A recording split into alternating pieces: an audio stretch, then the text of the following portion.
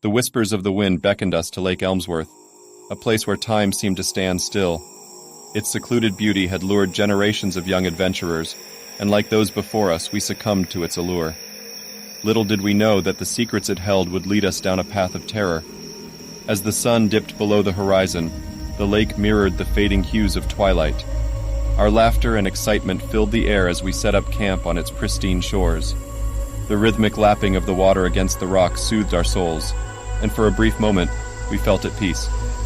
As darkness enveloped the landscape, we gathered around the campfire, its glow illuminating our eager faces.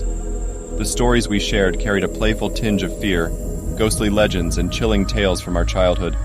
But the flickering flames couldn't dispel the haunting feeling that we were not alone. As the night deepened, the forest seemed to close in around us. Shadows danced in the periphery of our vision, and the rustling leaves became an eerie symphony. But we were young and fearless, convinced that our bond was unbreakable. It was Emma who suggested the midnight swim. The reflection of the full moon on the lake's surface appeared like a shimmering pathway to the unknown. We exchanged glances, half expecting one of us to protest, but curiosity and youthful bravado won the day.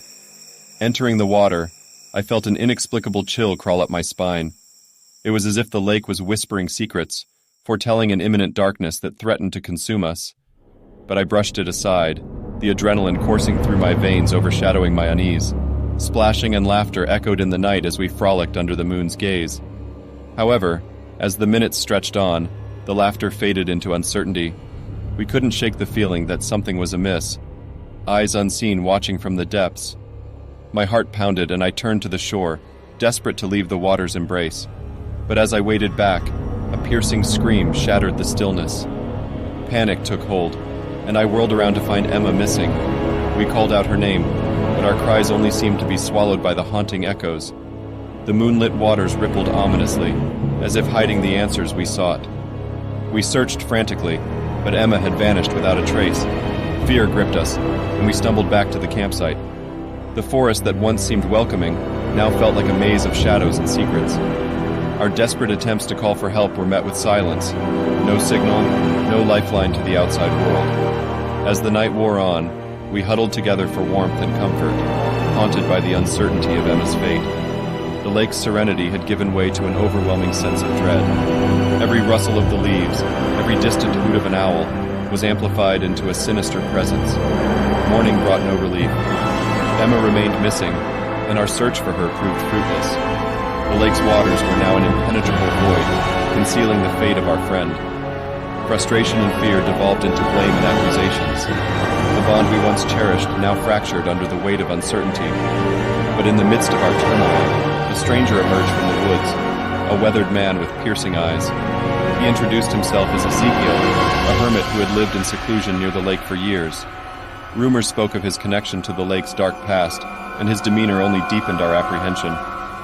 "You have unleashed a malevolence," Ezekiel warned in a voice that carried a haunting gravity.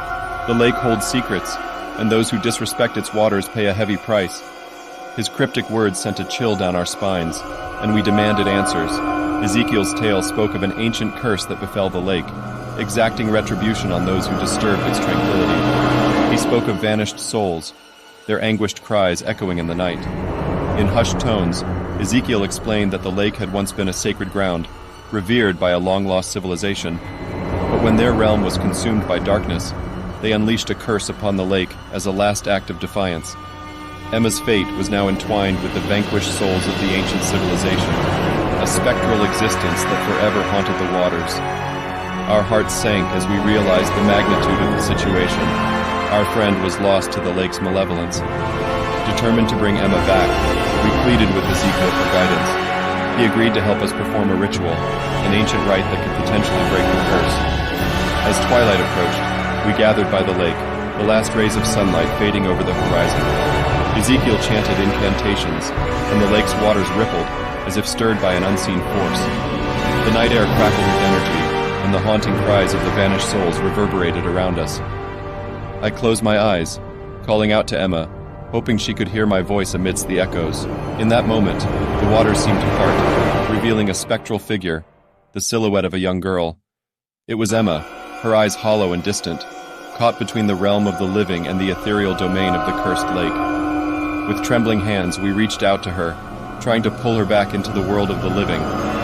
Tears blurred my vision, but our collective determination held fast. The ritual's energy surged, and the lake's malevolence fought to keep its captive. In a heart-stopping moment, Emma's spectral form wavered, as if on the precipice of two worlds. Our combined strength broke through the curse's grasp, and Emma's figure wavered and flickered like a distant memory. And then, in a burst of radiant light, she returned to us, whole and unharmed. Tears of relief and joy flowed freely as we embraced our friend. The curse had been broken, and the lake's malevolence finally released its grip.